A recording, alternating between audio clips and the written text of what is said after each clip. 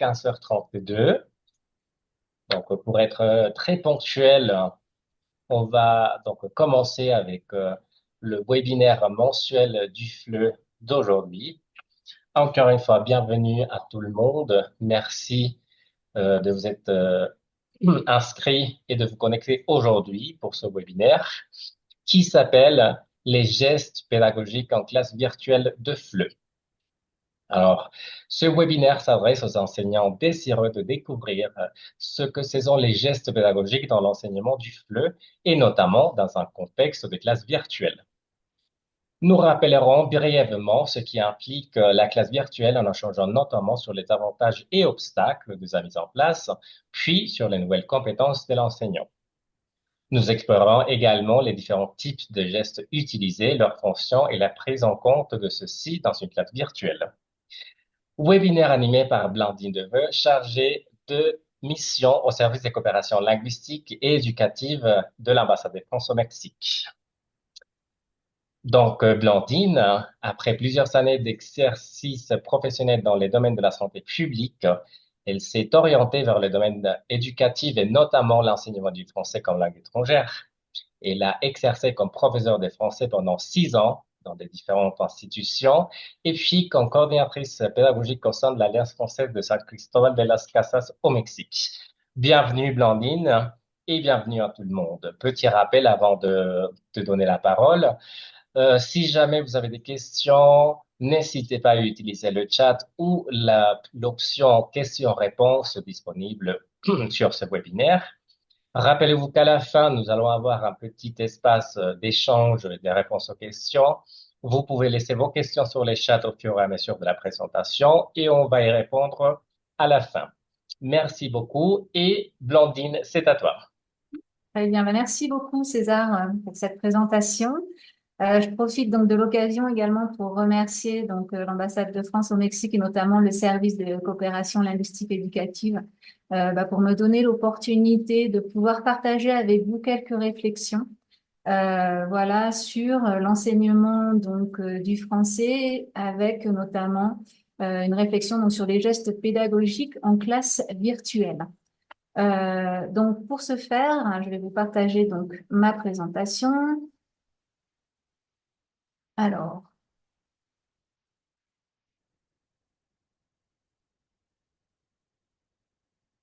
donc tout d'abord, hein, cette présentation est née d'une réflexion lorsque j'enseignais donc le français langue étrangère sur le changement qui est apparu lors de la pandémie donc de Covid. Nous avons été contraints entre guillemets de devoir donner cours en ligne. Et donc sur la contrainte en fait de l'espace, en tous les cas sur la contrainte de pouvoir bouger par rapport à une classe qui se donne voilà dans un espace ouvert. Donc en fait, ce qui est important à dire, c'est que comme tout comme il n'y a pas en fait d'enseignants qui ne parlent pas, il n'y en a aucun qui gesticule. Donc voilà, donc on est tous amenés en fait à gesticuler en tant qu'enseignants. Et c'est donc autour de cela que je vais articuler ma présentation. Alors pour commencer, j'aimerais que vous répondiez donc dans le chat, voilà, tout simplement. On va vous laisser entre 45 secondes, 1 minute, voilà, pour répondre. Alors, est-ce que certains d'entre vous n'ont jamais, alors, attention à la formulation de la question, vous n'avez jamais animé une classe virtuelle de ou en français? Est-ce que parmi vous, certains n'ont jamais eu l'expérience jusqu'à présent de donner cours en classe virtuelle? Voilà, ça m'intéresserait de savoir finalement parmi les personnes qui sont présentes aujourd'hui, voilà, est-ce qu'il y en a parmi vous qui n'ont jamais animé de cours de classe virtuelle de ou en français? Voilà, donc avoir un petit peu un panorama. Donc je vous laisse répondre dans le chat simplement par oui ou par non. Voilà, donc si certains répondent oui, donc ça veut dire que vous n'aurez jamais animé, et d'autres, donc la majorité, sans doute, vont répondre par non. Ah d'accord, donc certains, ok.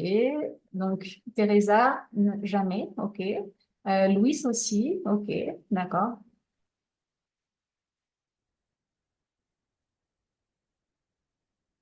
Ok, donc certaines, la majorité vont effectivement donner le cours en ligne.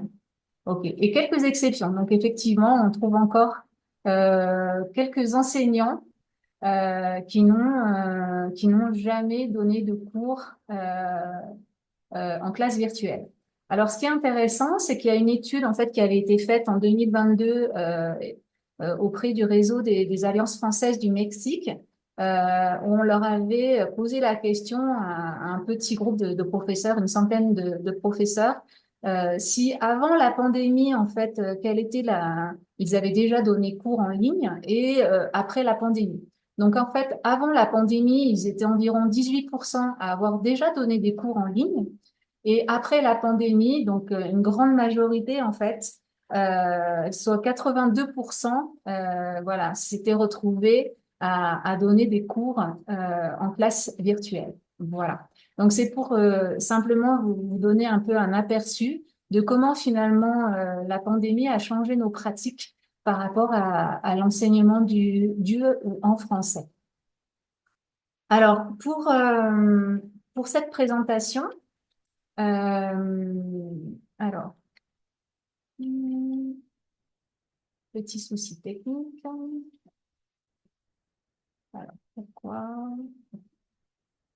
Alors, pourquoi je ne peux pas départager, je ne peux pas avancer.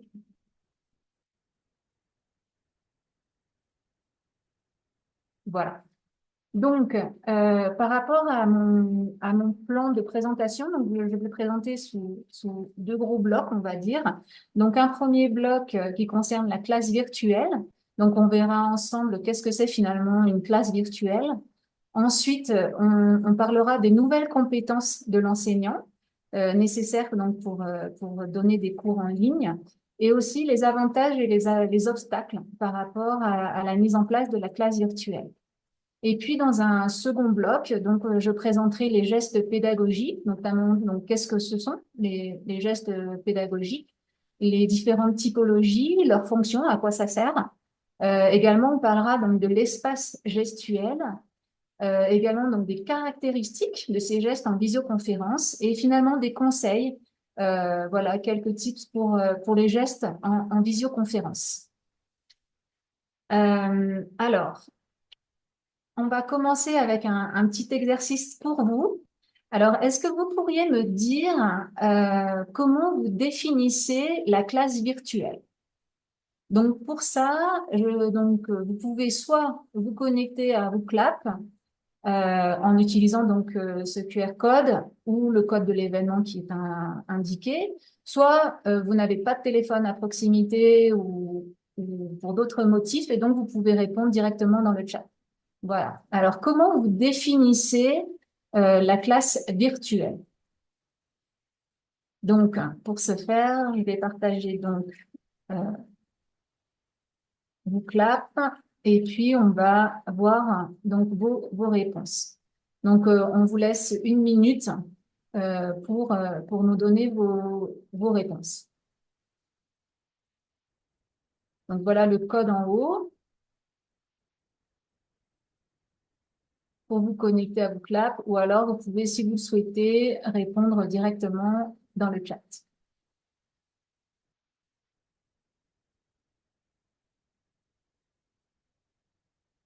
Donc, comment définissez-vous la classe virtuelle? Alors, une plateforme, ouais, effectivement, ok. Merci Monica. D'autres éléments de réponse? Ne soyez pas timide, allez-y. C'est ce que j'allais dire. Ne soyez pas timide. On veut vous entendre vous lire plutôt. Alors, d'autres éléments de réponse. Une classe à distance sur une plateforme, ok. Quand on utilise un dispositif d'Internet à distance, ok. Et là, on a une réponse, une classe qui se passe par le moyen d'un dispositif permettant la visioconférence. Ok, bah, très bien. Ok, effectivement. Donc, on a également Delphine donc, qui nous dit sur une plateforme à travers un super support technologique et pas toujours en direct. Effectivement, tout à fait. Donc, merci pour avoir participé, pour avoir donné donc des éléments de réponse. Donc, effectivement, en fait, la classe virtuelle, en fait, elle utilise des fonctionnalités, comme vous l'avez dit. Donc, ça peut être à travers une visioconférence, ça peut être aussi à travers le chat, par exemple, à travers différents outils de présentation, des tableaux numériques, etc., qui permettent finalement de créer un espace virtuel pour des cours en face à face et en étant à distance. Voilà. Et donc, comme vous l'avez dit, euh, alors je repartage mon écran.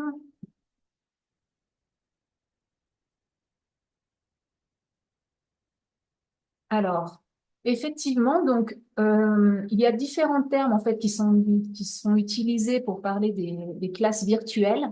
Alors, on parle effectivement du terme en ligne, donc en fait qui fait référence à une formation qui se déroule sur les réseaux Internet. On parle aussi de distance, c'est-à-dire que les apprenants ne sont pas dans un même espace, mais dans un espace géographique différent. Et on parle effectivement, comme l'a souligné Delphine, qui n'ont pas forcément lieu en même temps. Donc on parle de synchrone ou d'asynchrone, c'est-à-dire que la formation a lieu en temps réel ou pas forcément. Et comme vous l'avez donc évoqué, l'un des outils pour les cours virtuels, pardon, c'est la visioconférence, qui peut se définir, selon Macadoroué, comme permettant à deux ou plusieurs interlocuteurs physiquement séparés de se voir, s'écouter et parler en temps réel. Euh, donc en fait, on a en même temps les images des participants, on a leur voix, on a aussi les messages textuels qui peuvent être faits et on a les documents qui sont partagés. Euh, donc voilà les caractéristiques finalement de la classe virtuelle. Alors, par rapport à la classe virtuelle, on se rend compte que finalement, l'enseignant, il doit acquérir de nouvelles compétences euh, qui sont différentes de celles qui peuvent être mobilisées lors d'un cours en classe en présentiel. Donc, en fait, il y a des compétences spécifiques qui sont liées à l'enseignement d'apprentissage à distance.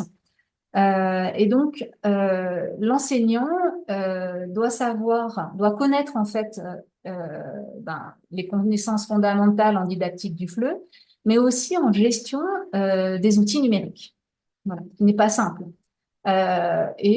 Finalement, l'enseignant-tuteur, il doit connaître ces compétences-là pour lui-même, pour savoir gérer le cours à distance, mais aussi il doit pouvoir être en mesure d'accompagner les apprenants.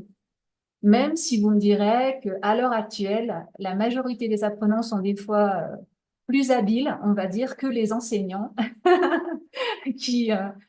et ce sont généralement les apprenants qui vont apprendre aux professeurs comment utiliser les différentes plateformes.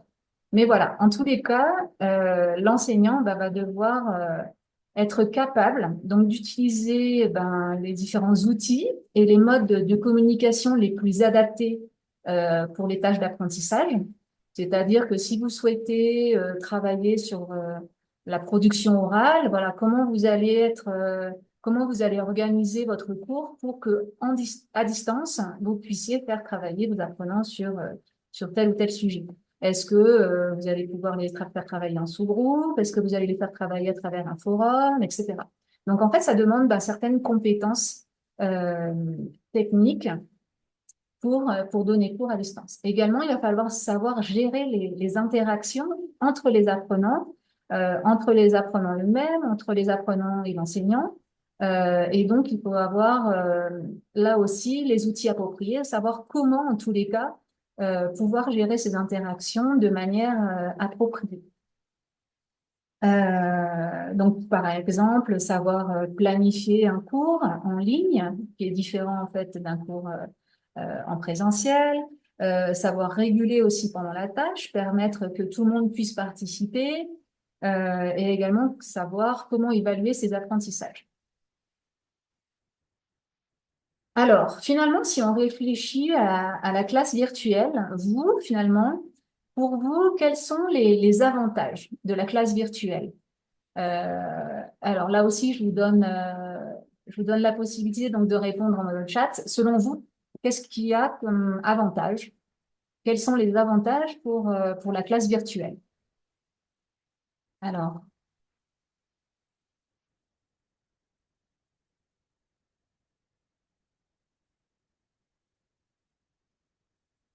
alors, on a Xavier qui répond, donc la possibilité d'une plus grande fluidité pour passer d'une application à une autre, effectivement. Donc, une fluidité intéressante, ouais, dans les étapes du cours. OK, merci Xavier. Exactement. Et encore faut-il être à l'aise avec les outils, ce qui n'est pas toujours donné. Exactement, travailler depuis chez soi. Mhm. Ouais, OK, la flexibilité, effectivement. Donc, on retrouve. Là aussi, donc effectivement, on va voir les obstacles. Comme l'évoque Giovanna, pas facile certaines fois de pouvoir se connecter. Ouais, ok, on peut utiliser différents sites, la diversité des éléments pour travailler. Ouais, effectivement, ça nous offre effectivement un bel éventail à partir des outils numériques, effectivement, qu'on n'utilisait pas forcément avant, en tous les cas dans les classes en présentiel. Ouais, ouais, ok. Xavier donc nous dit la possibilité de proposer des activités anonymes aux apprenants, apprenantes, où ils peuvent s'exprimer sans s'exposer à l'écrit notamment. Ok. Ouais, on peut être n'importe où pour prendre le cours. Donc effectivement, donc l'un des avantages, comme vous l'avez donné, donc c'est la flexibilité, c'est la diversité également donc des outils qui sont à notre disposition, et également on pourrait dire ben la liberté en fait, voilà pour donner le cours. La proximité, c'est-à-dire à la fois on est loin géographiquement, mais finalement on se retrouve tous euh, dans un espace plus réduit pour apprendre une langue étrangère. Donc effectivement, donc ça fait partie des avantages. Et comme certains l'ont évoqué, ben, il y a certains obstacles, effectivement, pour sa mise en place. Donc en fait, vous avez tous, sans doute, ou toutes, peut-être eu des problèmes de connexion.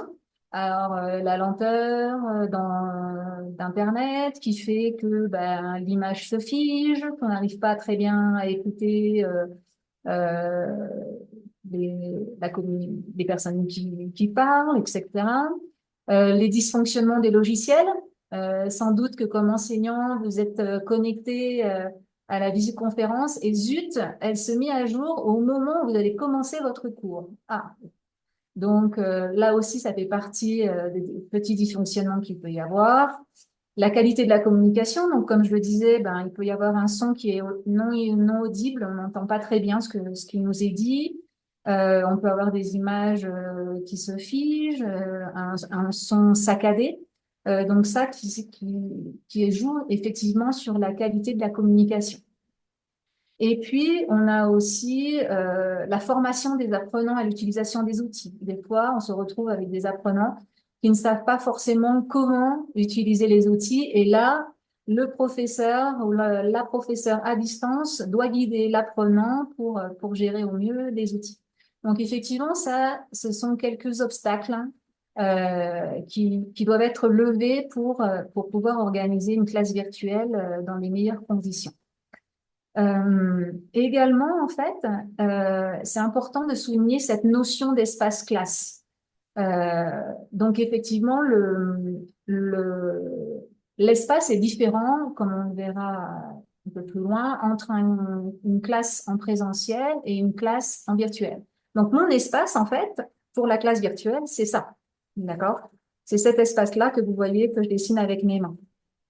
Et donc, il y a différents facteurs qui peuvent influencer la distance perçue. Par exemple, le fait de ne pas pouvoir capturer le regard de l'autre. C'est-à-dire que quand on est dans une classe virtuelle, on ne peut pas se regarder dans le blanc des yeux, comme on dit. D'accord? Donc, en fait, pour que l'interlocuteur ait l'impression d'être regardé, il faut regarder la caméra.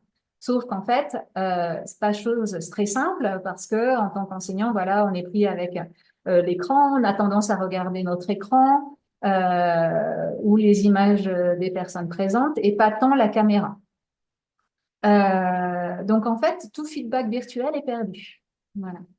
De même, la distance entre l'interlocuteur et la caméra peut changer. Par exemple, si la personne ne met pas en route sa caméra, voilà, on va pas avoir d'image du tout. Donc là, compliqué. Comme on pourrait le voir plus loin, alors qu'à travers l'image que l'on a, voilà, il y a plusieurs informations qui sont données, qui sont importantes. Le fait aussi de la distance, c'est-à-dire si je me rapproche de la caméra, la distance et on a l'impression d'avoir une certaine proximité vis-à-vis de l'autre. À la différence que si je m'éloigne comme ça, loin de la caméra, effectivement là, la distance perçue est beaucoup plus loin. Euh, donc tout ça, ce sont différents facteurs en fait qui vont jouer sur l'organisation de la classe virtuelle. Le fait également de rester dans le champ de la caméra. C'est si je me mets sur un côté, etc., ou la moitié de la tête, c'est pas la même chose que si je suis bien centrée par rapport à la caméra, que tout le monde peut me voir, peut voir mon visage, mes épaules et mes mains. Voilà. Sauf qu'en fait, une des contraintes par rapport à la classe virtuelle, c'est que en tant qu'enseignant, voilà, on doit être proche de l'ordinateur et proche du clavier, parce qu'on doit jongler entre l'animation donc de la classe avec donc les différents outils qu'on doit partager, peut-être le manuel qu'on partage, les vidéos, etc., qu'on souhaite projeter. Donc en fait, tout ça nous oblige en fait finalement à être proche de l'écran, proche de l'ordinateur. Donc finalement, nos capacités de mobilité ben, sont beaucoup plus réduites en tous les cas que dans une classe en présentiel. Euh, alors,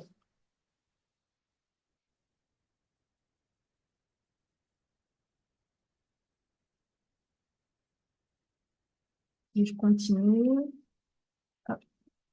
Alors, on va passer maintenant donc à la question des gestes pédagogiques. Donc, on a un petit peu abordé que effectivement dans la classe virtuelle, finalement, notre espace est celui-ci. Et qu'en est-il finalement des gestes que l'on peut faire? Donc ici, on va aborder la question plus précise des gestes pédagogiques. Alors, même petit jeu, on va dire que tout à l'heure, qu'est-ce qu'un geste pédagogique pour vous? Voilà. Donc, vous avez le choix à la fois de répondre dans le chat ou d'utiliser Wooclap comme vous le voulez. Donc, je vais partager l'écran de Wooclap et donc, on vous laisse 1 minute pour pouvoir répondre.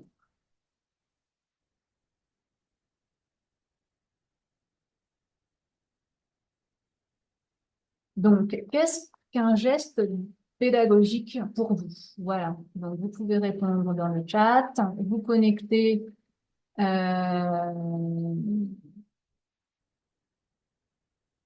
via donc ce code-là ou vous pouvez répondre dans le chat. Alors, Xavier nous dit l'utilisation du corps pour faire passer une consigne, ouais. Faciliter la compréhension, accompagner, ouais. Les expressions faciales, ouais. Mhm. Les actions qu'on fait en tant qu'enseignant pour renforcer un apprentissage, ouais, tout à fait. Merci, Jacobo.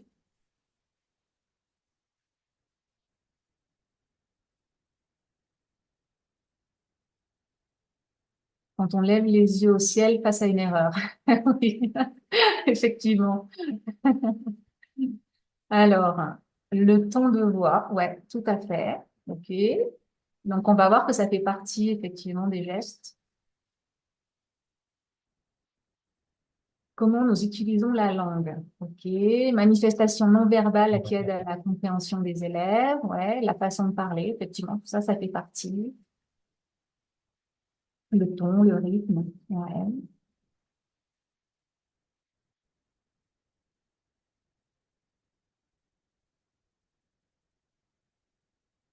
Très bien. D'autres idées?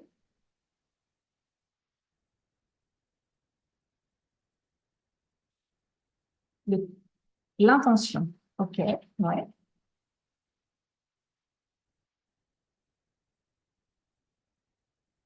Les gestes qui accompagnent la parole. OK. La voix, l'interaction.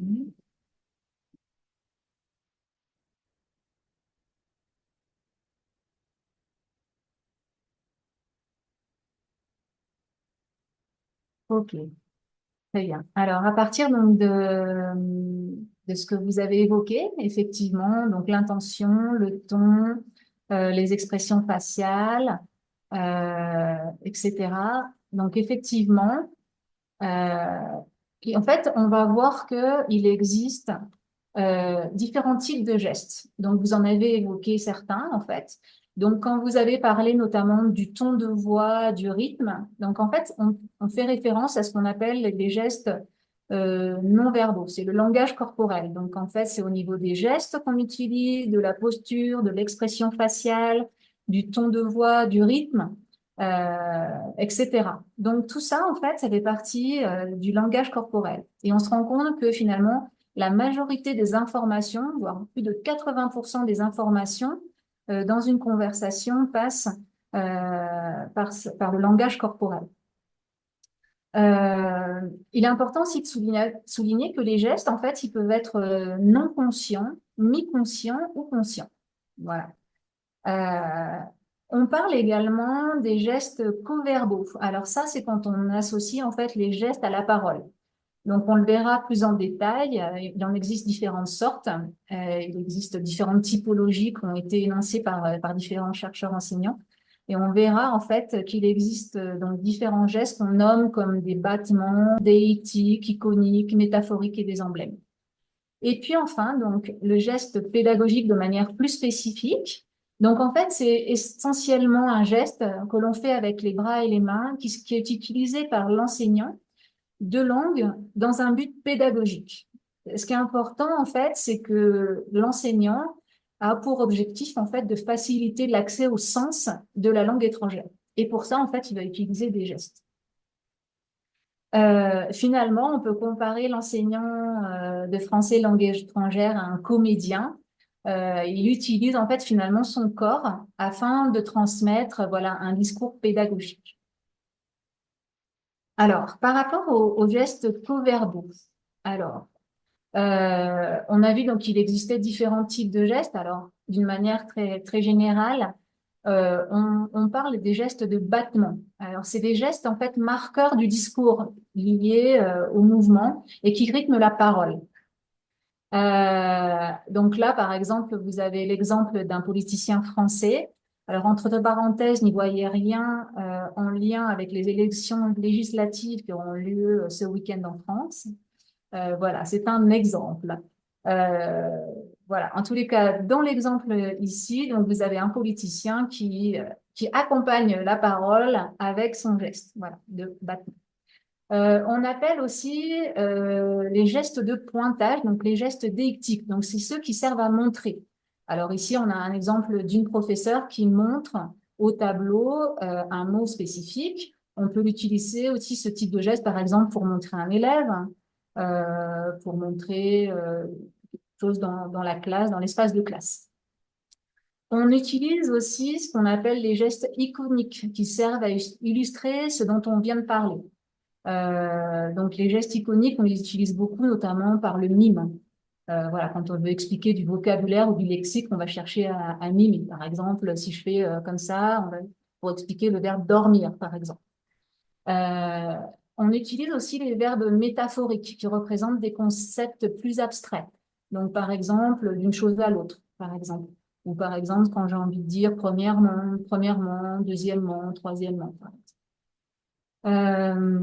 On parle aussi d'emblèmes. Alors, les emblèmes, ce sont des gestes codifiés et propres à une culture. Donc là, il y en a tout un panel qu'on utilise notamment en français. Donc, par exemple, on a celui-ci, mon œil.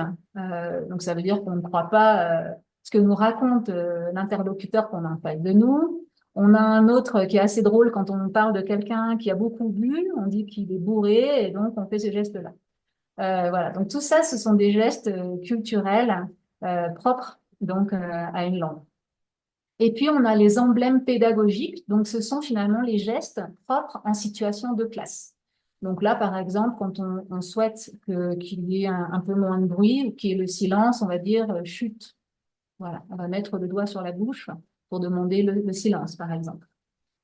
Ou par exemple, quand on dit à quelqu'un, waouh, bravo, voilà. Donc là, on le félicite et on met le pouce en l'air. Voilà, c'est bien, bravo. Donc voilà, tous ces gestes-là, en fait, qui servent en classe à transmettre une idée. Alors, par rapport à ces gestes pédagogiques, en fait, on va voir donc qu'ils ont différentes fonctions. Alors, ils servent d'abord à informer. Donc, par exemple, comme je le disais, quand on veut donner des informations lexicales, phonologiques aussi pour accompagner, quand on veut faire prononcer un son, par exemple, ouah, donc on peut l'accompagner en fait avec un geste ou grammatical. Donc, par exemple, comme je le disais, l'enseignante ou l'enseignant qui colle ses deux mains pour expliquer l'expression dormir. On peut aussi utiliser ces gestes pour animer la classe, donc pour gérer des activités, des interactions. Par exemple, pour interroger un apprenant, l'enseignant ou l'enseignante prononce le nom de l'enfant en le désignant de la main. Voilà. Euh, Pedro, Maria, c'est à toi. Pour demander le silence, comme je le disais, donc le doigt sur les lèvres pour indiquer voilà, qu'on souhaite qu'il y ait moins de bruit. Et également pour évaluer, donc pour encourager, féliciter, signaler une erreur. Par exemple, comme je le disais, donc on va utiliser très bien. Pour les applaudissements aussi, bravo, bien joué. Voilà. Donc tous ces gestes-là servent en tous les cas pour la classe, aussi bien en présentiel qu'en virtuel. Alors, par rapport aux fonctions, donc en fait, le geste pédagogique est produit par l'enseignant, donc il est produit pour aider l'apprenant, comme on a vu, c'est l'idée, l'objectif, c'est de faciliter l'accès au sens pour les apprenants. Il peut prendre différentes formes, donc on peut utiliser les mimes, les gestes co-verbaux, les mimiques, etc. Il accompagne en général la parole et agit comme une traduction non verbale. Mais il peut aussi intervenir de manière silencieuse, c'est-à-dire on va faire certains gestes, mais sans joindre la parole. Il contribue aussi à établir un climat affectif dans la classe et il atténue l'aspect formel du cours de langue. Voilà. Et il est également fédérateur d'attention. Par exemple, je peux vous donner l'exemple d'un professeur en classe qui, pour demander le silence, en fait, levait simplement la main. Et c'était en fait un geste qui était reconnu par les autres élèves. Et donc, petit à petit, en fait, tous les apprenants, en fait, levaient la main et c'était pour demander, en fait, le silence. Voilà. C'était, en fait, un code qui était établi dans la classe et une manière, en fait, au lieu que le professeur s'égosille en demandant le silence, en fait, il levait simplement le bras. Petit à petit, en fait, ben, les apprenants fixaient le regard sur le professeur avec la main levée. Et les apprenants devaient en fait lever la main et au fur et à mesure, en fait, toute la classe avait le bras levé et donc le silence était établi. Voilà.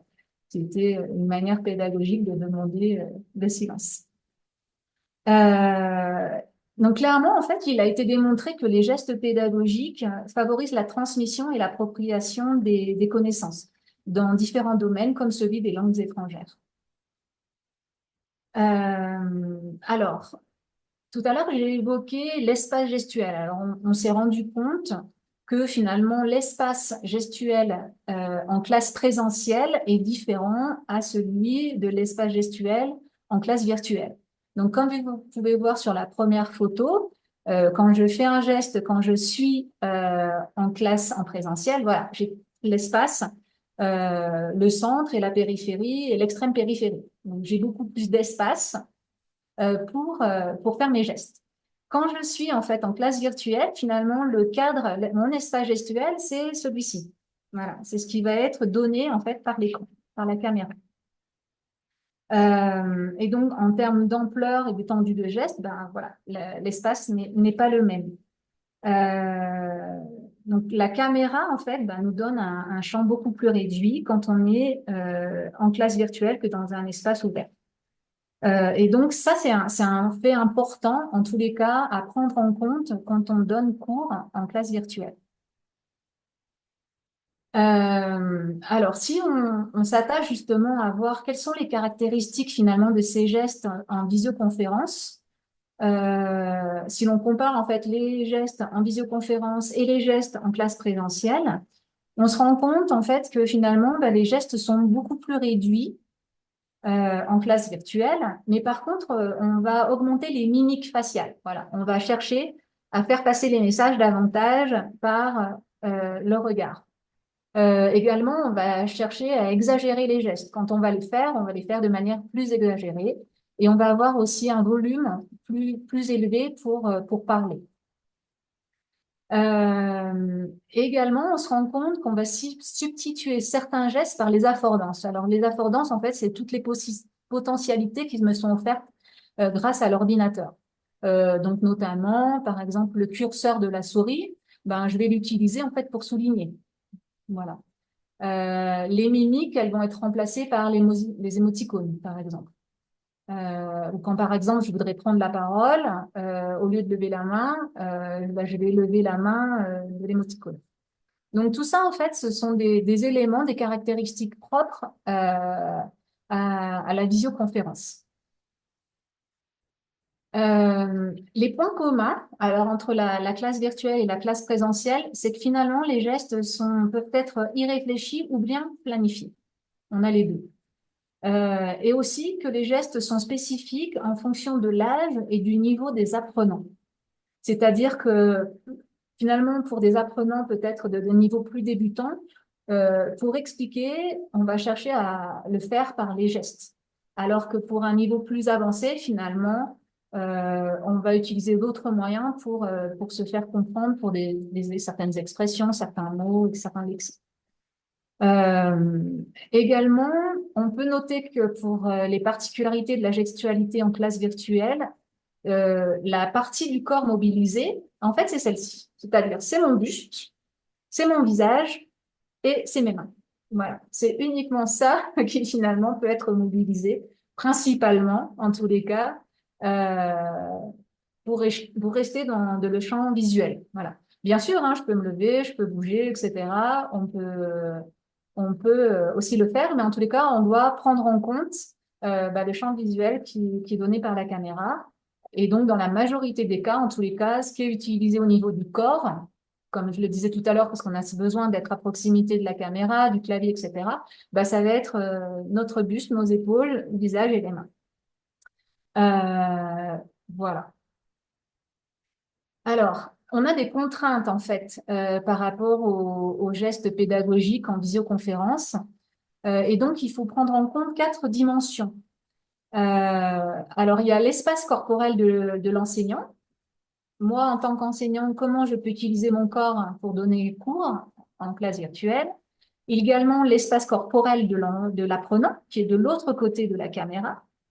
Et également, il y a l'espace projeté de part et d'autre des écrans de l'enseignant et de l'apprenant. On se rend compte que finalement, ce que moi je vois en tant qu'enseignant n'est pas forcément ce qui est vu par l'apprenant. Par exemple, bah, l'apprenant, il va choisir de voir que la caméra de la personne qui prend la parole, par exemple. Ou d'autres vont choisir d'avoir toutes les têtes alignées, par exemple. Euh, et puis, par exemple, ce que moi je vois, par exemple, quand je projette un document, ben, peut-être que la taille du document qui apparaît sur l'écran de mes apprenants n'est pas la même, parce qu'il n'a pas le même réglage que mon ordinateur, ou au niveau du son, pareil.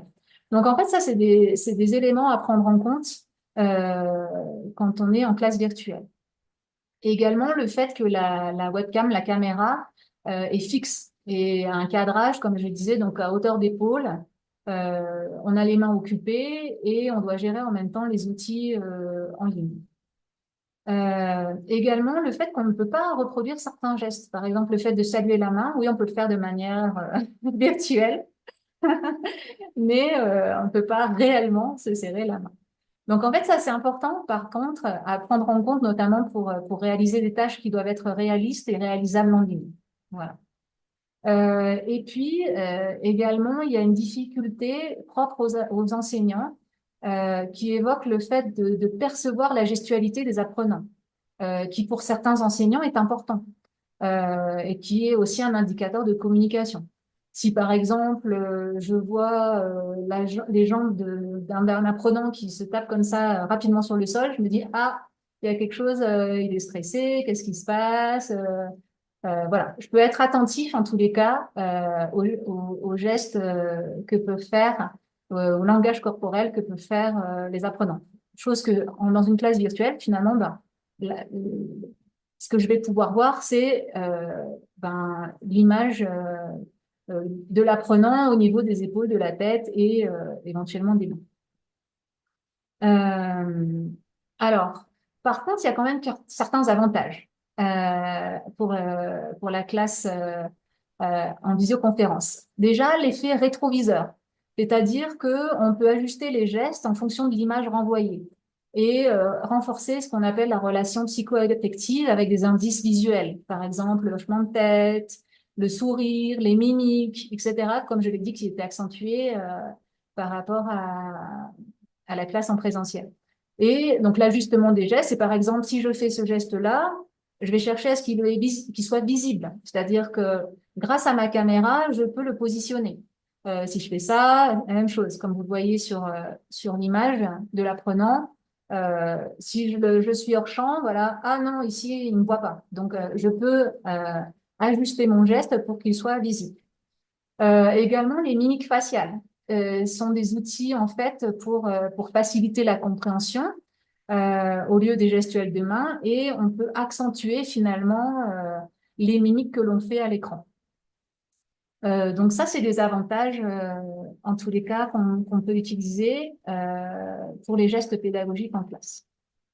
Alors, je vais terminer cette présentation générale pour peut-être me permettre de donner quelques conseils. Alors déjà, bah, c'est la maîtrise des outils numériques. Donc là, bon, vous pouvez demander conseil à des collègues, chercher sur Internet, voilà, comment fonctionnent les différents outils, et donc pouvoir utiliser la caméra à bon escient pour être vu par les apprenants, ce qui est important. Donc en fait, il existe hein, aussi des formations sur les compétences, notamment une formation qui est organisée par l'Université d'Aix-en-Provence, spécifique sur comment en fait construire un cours en cours en ligne, voilà, où en fait les différentes techniques sont prises en compte.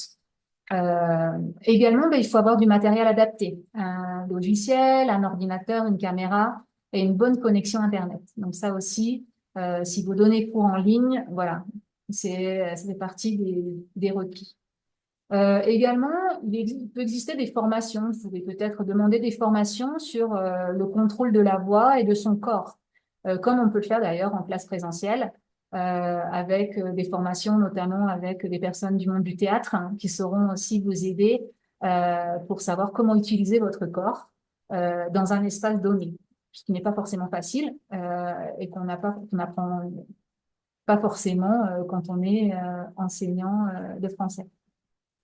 Et également, la conscientisation du corps pédagogique, c'est-à-dire moi en tant qu'être humain avec mon histoire, mon vécu professionnel, voilà, et en tant qu'enseignant-acteur, comment j'utilise mon corps. Donc là, je fais référence en fait à la biographie langagière qui peut être utilisée et dans laquelle on peut utiliser le langage corporel. Réfléchir, voilà, comment j'ai appris les langues moi, est-ce que finalement l'enseignant ou mon entourage utilisaient leur corps, est-ce que j'ai à un moment donné reçu des formations spécifiques sur l'utilisation du corps, etc. Et puis ce qui est intéressant aussi, c'est l'autoconfrontation individuelle. L'avantage, en fait, c'est que on peut s'enregistrer. On peut enregistrer nos cours en ligne. Et ça, c'est génial parce qu'en fait, ça nous fait une bonne base pour pouvoir nous regarder après, qui n'est pas facile, ou d'être regardé par des collègues et qui pourront nous permettre d'avoir une certaine analyse finalement bienveillante sur la manière dont on donne cours.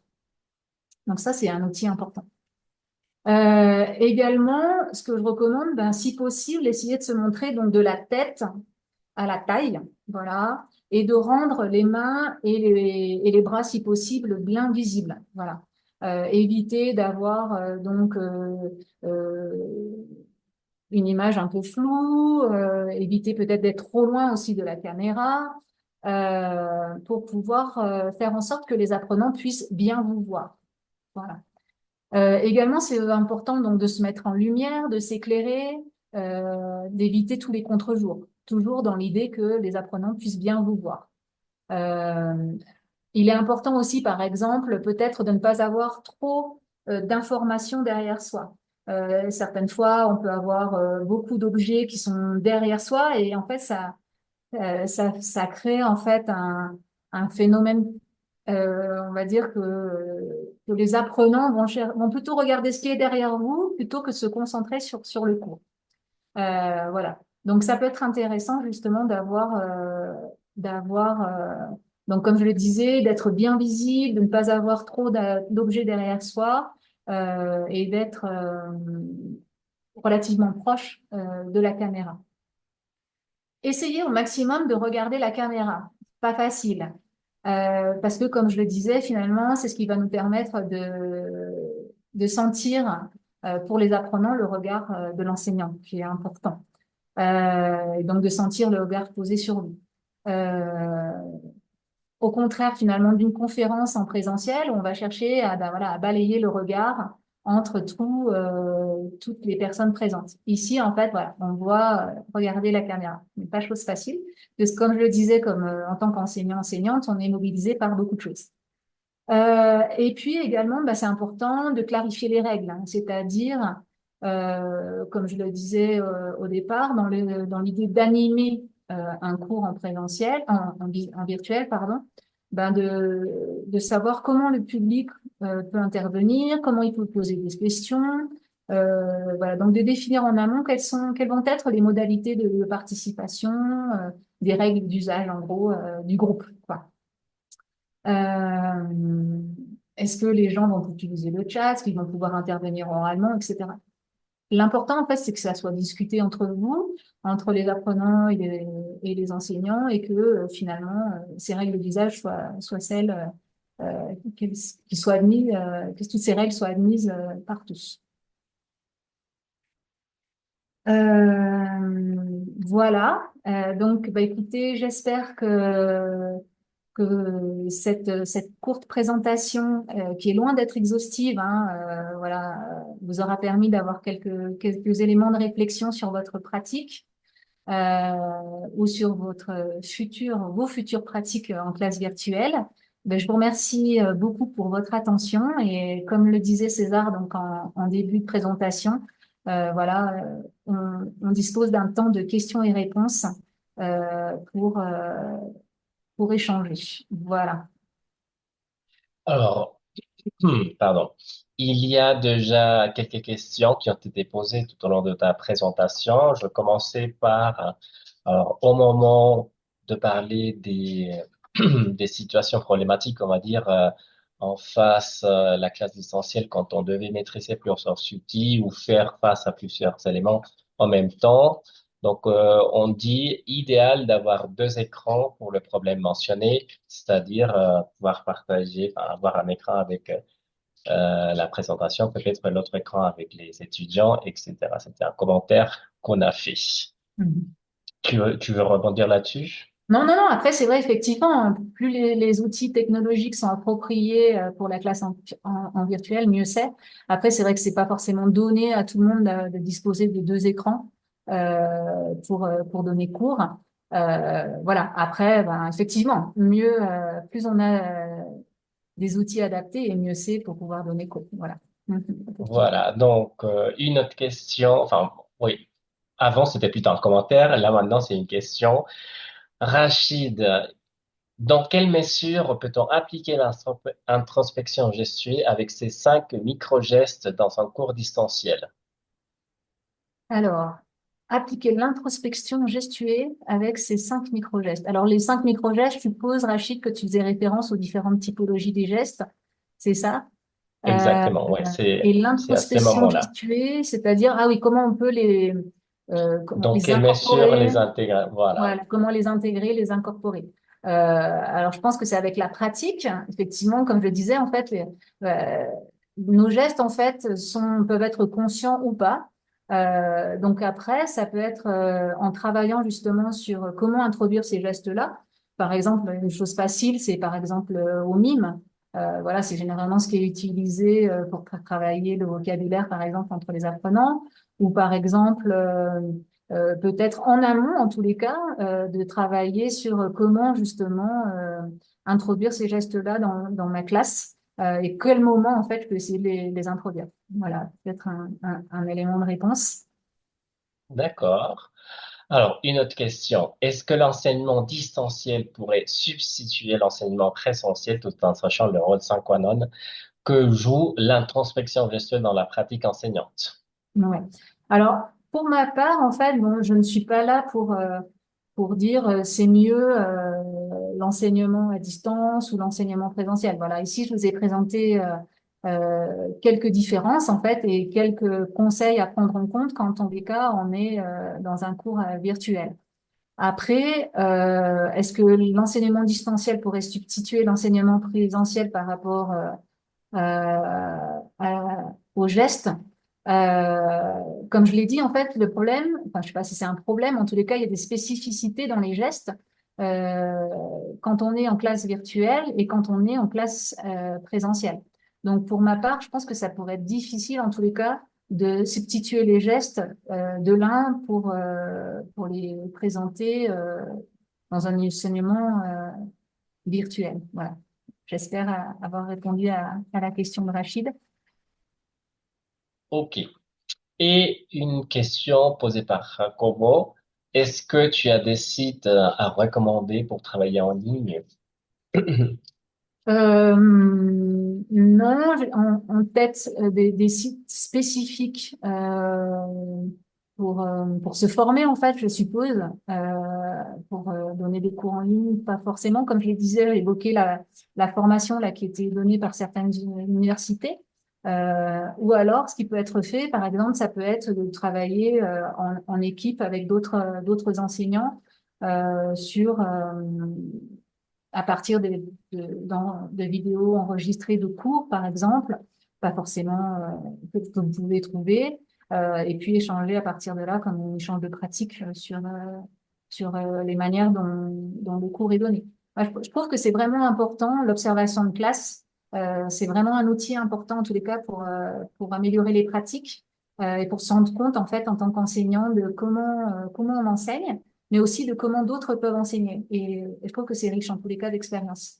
Voilà, donc ça peut être des éléments de réponse. Oui. Après, des sites proprement Voilà. parler, ouais, pas forcément. Ouais, parce que après, effectivement, il parle Mhm. de la participation des élèves, donc il utilise une application, un site internet Ah oui. qui s'appelle Nearpod. J'imagine qu'il s'agit d'une application. Mhm. Il y a plusieurs outils qui peuvent être utilisés. Tout à fait. Oui, oui, tout à fait. Alors, une question de Véronica. Elle demande, est-ce que on doit demander à tous nos élèves d'allumer leur caméra? Et là, des élèves qui refusent absolument d'allumer leur caméra ou qui n'aiment pas l'allumer. Mhm. Ouais, ouais, je me rappelle avoir évoqué ce problème-là avec d'autres enseignants. Euh, la difficulté, voilà, c'est de faire prendre conscience de l'importance en fait de tous les messages en fait qui passent grâce à la caméra quand on voit le visage en fait des participants.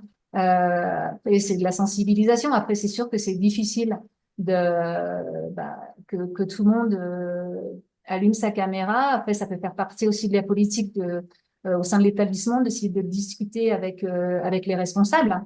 Voilà. Et puis auprès des élèves en essayant de les sensibiliser sur cette question-là, notamment difficile à l'âge de la période d'adolescence il peut y avoir certaines craintes à partager son image, l'utilisation qui peut être faite aussi, etc. Effectivement.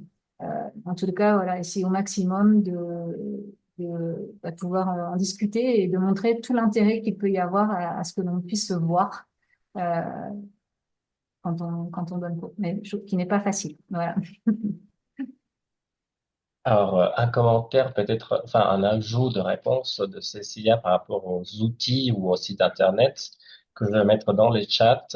Et donc, elle utilise pour la collaboration en ligne Padlet, Google Doc, Microsoft, YouTube, Oui, Mentimeter, etc.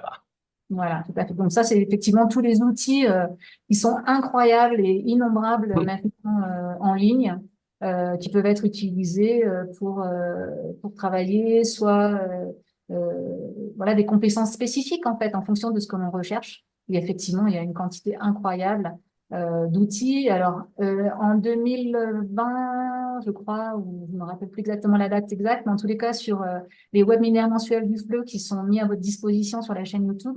Il y avait eu une présentation à l'époque, pendant la période de la pandémie, justement sur les différents outils qui peuvent être utilisés pour les classes virtuelles. Voilà.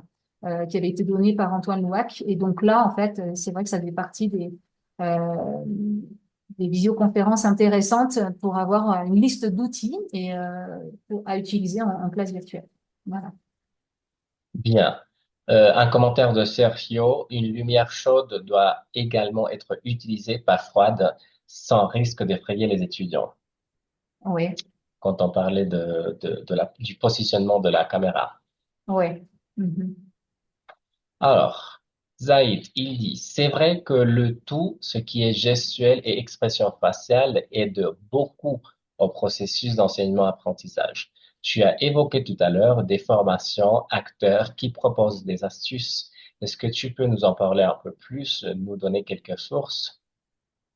Alors en fait, il y a effectivement, bah, il y a des chercheurs enseignants en fait, et notamment, peut-être que vous l'avez vu sur ma présentation, Marion Tellier, qui est chercheuse enseignante à l'Université d'Aix-en-Provence, qui a beaucoup réfléchi en fait sur ces questions-là, et c'est grâce à elle que j'ai pu aujourd'hui, voilà, vous donner quelques notions théoriques sur les gestes pédagogiques. Donc, par exemple, la lecture de ces articles sont intéressants.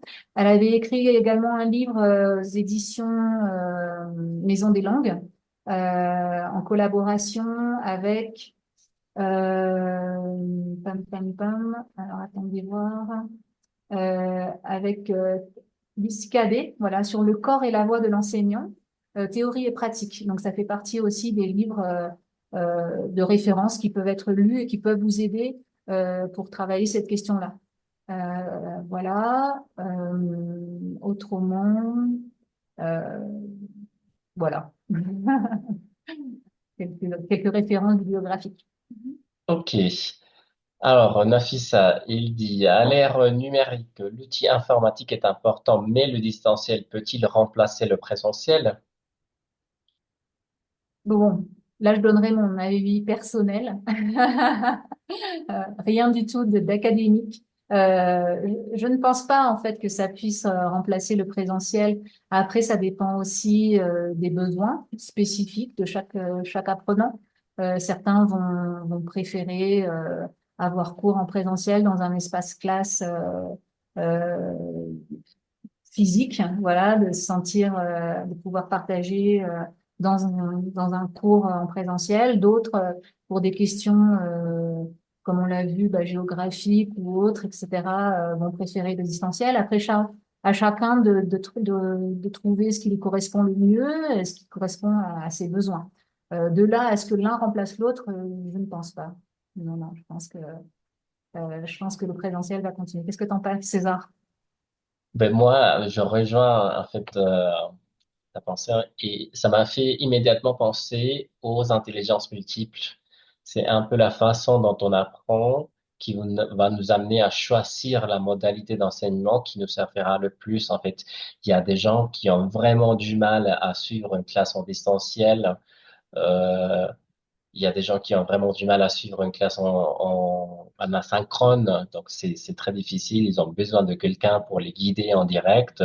Moi, je partage vraiment ton avis. Je dirais que ça va évoluer, évidemment, et on verra ce qui nous donne le futur. Tout tout à fait. Alors, il me semble qu'il y a une autre question. Non, il y Ok. avait un commentaire. Sergio, Ouais. il est absolument d'accord avec toi.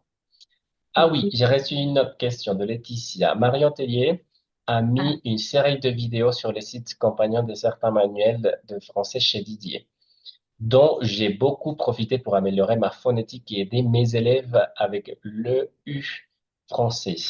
ah, excellent, très bien. Ah, bah, merci pour le témoignage, Laetitia. Ok, ben voilà, justement, donc Marion Tellier, comme je l'avais cité, effectivement, donc des vidéos qui sont disponibles donc sur le site, c'est ça. Alors sur quel site? Elle disait, Laetitia, j'ai perdu le commentaire, mais voilà, Certains manuels voilà, de certains chez manuels de... Didier. Ouais, ok. Ouais. Ok, alors je pense que si vous voulez encore envoyer vos questions, nous avons encore quelques minutes, n'est-ce pas, Blandine, pour voilà, répondre à vos questions. Il y a deux questions de type logistique, on va dire. Alors, pour l'enregistrement du webinaire d'aujourd'hui, rappelez-vous qu'il sera téléversé sur la chaîne YouTube de l'ambassade de France et vous allez pouvoir y avoir accès. Donc, pour revisionner le webinaire d'aujourd'hui, ça sera envoyé dans les prochains jours. Mais il y a aussi une question par rapport à la présentation, enfin, le diaporama. Est-ce qu'il est possible de le partager? Oui, oui, oui. Ce qu'on fera, c'est qu'on le mettra, on pourra le mettre en ligne lors de l'envoi des prochaines invitations, du prochain mailing en tous les cas. Euh, voilà, il pourra être partagé. En tous les cas, voilà, les vidéos, la vidéo de ce jour sera disponible en juillet. Donc, comme à chaque fois, en fait, depuis maintenant quelques temps, les conférences sont enregistrées, elles sont disponibles sur le site YouTube de l'IFAL. Donc, voilà, au mois de juillet, vous aurez donc l'ensemble des vidéos disponibles. Et donc, c'était la le dernier webinaire, en tous les cas, de ce semestre. Et donc, Ouais. on vous enverra simplement un petit mail en juillet avec les vidéos disponibles. Euh, voilà. Voilà. Ouais, c'était effectivement ce que j'allais commenter à nos participants d'aujourd'hui. Donc, n'oubliez pas que vous allez systématiquement réservoir les informations des webinaires proposés par l'ambassade de France pour être au courant de tout ce qui se passe et ne pas rater ces webinaires qui sont très intéressants et, et qui pourraient éventuellement vous aider, vous appuyer dans la réflexion de vos pratiques enseignantes. Alors, il y a aussi des questions du côté, encore une fois, logistique par rapport à l'attestation de participation. Donc, effectivement, une attestation est envisagée, une attestation de participation est envisagée pour les personnes qui se sont connectées aujourd'hui. Mhm. Normalement, dans les prochaines semaines, vous allez pouvoir télécharger vos attestations de participation. Voilà. Euh, Il y a donc un autre commentaire. Sergio a eu des étudiants qui ont appris ou qui apprennent très bien en ligne, mais la majorité travaille en présentiel. Et voilà. Donc, je pense que s'il n'y a plus de questions ou de commentaires, encore une fois, comme tout le monde le dit dans le chat, merci beaucoup Blandine d'avoir animé ce webinaire et d'avoir été l'intervenante aujourd'hui. Oui. C'était un vrai plaisir de t'entendre. À nos participants, merci d'être présents aujourd'hui. Et rappelez-vous donc, vous allez recevoir toutes les informations. Ce cinquième webinaire, c'est le dernier du semestre. Et donc, nous allons reprendre le webinaire mensuel du FLE proposé par l'ambassade à partir du mois de septembre pour la rentrée scolaire. Donc, soyez attentifs à tout ce qui va être mis en place lors des prochains mois. Merci beaucoup encore une fois à vous tous pour votre participation. On vous souhaite des très belles vacances l'été et on vous dit à la prochaine. Merci beaucoup à toutes et à tous. Merci.